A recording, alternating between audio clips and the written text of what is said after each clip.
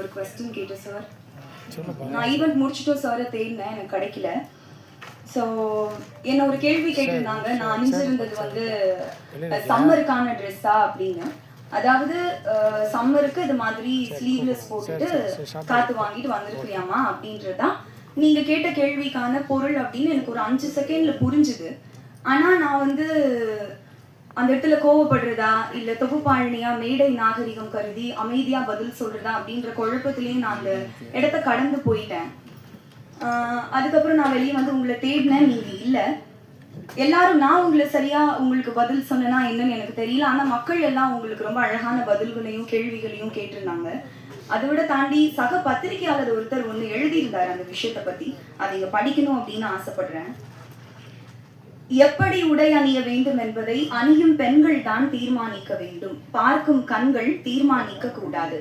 அதிலும் பொறுப்பும் அனுபவமும் மிகுந்த ஒரு பத்திரிகையாளர் நமக்கே திருப்பி அனுப்பும் அப்படின்னு ஒரு பத்திரிகையாளர் எழுதியிருந்தாரு. அவருக்கு ரொம்ப நன்றி. அவர் பேரு தெரிஞ்சுக்கிறதுக்கு நான் ட்ரை பண்ண குரூப்ல தான் ஃபார்வர்ட் பண்ணியிருந்தாங்க. நான் வந்து சின்ன வயசுல நான் பேச்சு போட்டியில டிஸ்ட்ரிக்ட் லெவல்ல ஃபர்ஸ்ட் ப்ரைஸ் எல்லாம் வின் பண்ணியிருக்கிறேன் சார். உங்களுக்கு ஒர்க் எத்திக்ஸ் அப்படின்னா என்னன்னு தெரியுமான்னு எனக்கு தெரியல. ஆனா நான் விவரம் தெரிஞ்ச வயசுல இருந்து மேடை ஏறி மைக்கு முன்னாடி நிற்கிறதால நான் அழகான தமிழ் வார்த்தைகளை தான் பயன்படுத்துவேன் அப்படின்னு எப்பவுமே எனக்கு ஒன்று இருக்கும். ஸோ இதெல்லாம் படிச்சதுக்கு அப்புறம், மக்களோட கருத்துக்களை நீங்க படிச்சதுக்கு அப்புறம், சக பத்திரிகையாளர் சொன்னதுக்கு அப்புறம் உங்களுக்கு கொஞ்சமாவது புரியும் அவங்க சொல்ல வருது அப்படின்னு நினைச்சா அதை ஏத்துக்கக்கூடிய மனநிலையில நீங்க கொஞ்சம் கூட இல்லை அப்படின்னு உங்களோட ஃபேஸ்புக் பக்கத்தை பார்க்கும்போது தெரிஞ்சுது. அந்த கேள்வியை ரொம்ப நியாயப்படுத்தி ரொம்ப அபத்தமான விளக்கங்கள் கொடுத்து ரொம்ப வக்ரமான சொற்கள் அங்கேயும் நீங்க பயன்படுத்தியிருந்தீங்க.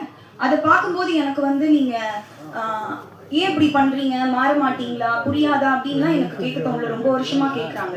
எனக்கு இருந்த ஒரே கன்சர்ன் உங்களோட அடுத்த தலைமுறைக்கு நீங்க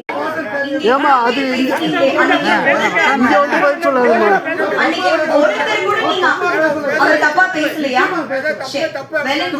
அவர் தப்பா பேசலன்னு சப்போர்ட் பண்ணீங்கன்னா வெல்லன்.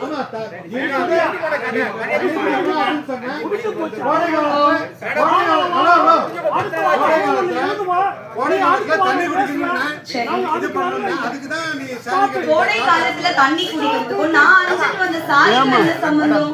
இந்த பதில சொல்லணும்னு இருந்தேன். இதுக்கப்புறம் என்ன வந்து